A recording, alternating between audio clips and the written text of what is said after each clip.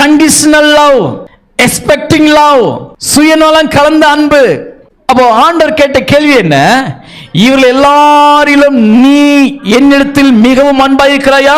ஆம், but no, ஆம் நேசிக்கிறேன். ஏன் தெரியுமா? இவன் தானே மறுதளிச்சான் கொஞ்ச நாளைக்கு முன்னாடி. இவன் தானே மறுதளிச்சான். இப்போ அந்த வேர்ட் சொல்ல முடியல. எந்த வேர்டு? அகாப்பே சொல்ல முடியல. பட் நான் நேசிக்கிறேன். இன்னைக்கு சிலர் உங்களில் அப்படிதான் இருக்கீங்க. நேசிக்கிறீங்க, கணவனை நேசிக்கிறீங்க, மனைவி நேசிக்கிறீங்க, மற்ற விசுவாசம் நேசிக்கிறீங்க. அந்த நேச அன்பு கண்டிஷனல் லவ். அவங்க பகைச்சா நீங்க பகைச்சிடுவீங்க.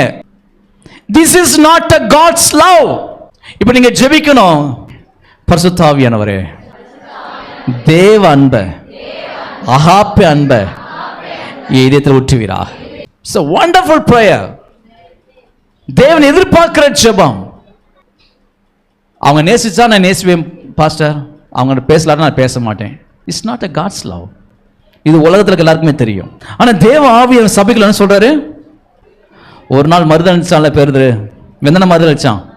ஆனால் ஒரு நாள் தேவ ஆவியை பெற்ற மனுஷன் பேதுரு சொல்றான், உமக்காக என்ன தலைகளை கூட சிலுவையில் அடிக்கிட்டோம், உமக்காக உங்க நாமத்துக்காக எங்களை ஜெயில கூட போடுங்கன்றான். மனுஷனை கீழ்ப்படைய பாருங்கள், கர்த்தருக்கு கீழ்ப்பட உத்தமம். நான் இந்த இயேசுவுக்காக என் ஜீவனுக்கு கொடுப்பேன்றான். லவ் மாறிடுச்சு, நேசம் போய் தேவ அன்பு வந்துருச்சு. அவன் என்ன சொன்னான்? ஃபர்ஸ்ட் நேசிக்கிறேன்றான். நேசிக்கிறேன் என்ன அர்த்தம்? கண்டிஷனல், எக்ஸ்பெக்டட், சுயநலம் கலந்த லவ். இன்னைக்கு கணவன் மனைவிகள் அப்படிதான் இருக்கீங்களா? நீங்க அநேக குடும்பங்களுக்குள்ள அது இல்லை. தேவ அன்பு இல்லாதனால தான் கணவன் மனைவி இப்படி இருக்கிறாங்க. மனைவி ஏதோ அடிமை மாதிரி பார்க்கறது, வேலைக்காரி மாதிரி பார்க்கறது, புருஷனை ஏதோ வேறு நபர் மாதிரி பார்க்கறது இல்லைங்க. தேவ அன்பு இதயத்தில் ஊற்றப்பட்டிருக்கிறபடினால் நான் தேவ அன்பாகவே எல்லாரையுமே நேசிப்பேன். உங்க வேலை ஸ்தலங்கள் அப்படி காட்டி பாருங்க. கிறிஸ்து நம்ம வேலை ஸ்தலங்கள் வெளிப்படுவாராக. உங்களோட குடும்பம் ஒருவருக்குள்ள தேவ அன்பை காட்டுங்க. அதான் ஆண்டு சொல்லுவா இல்லையா, தீமைய நன்மையினால் வெல்லு.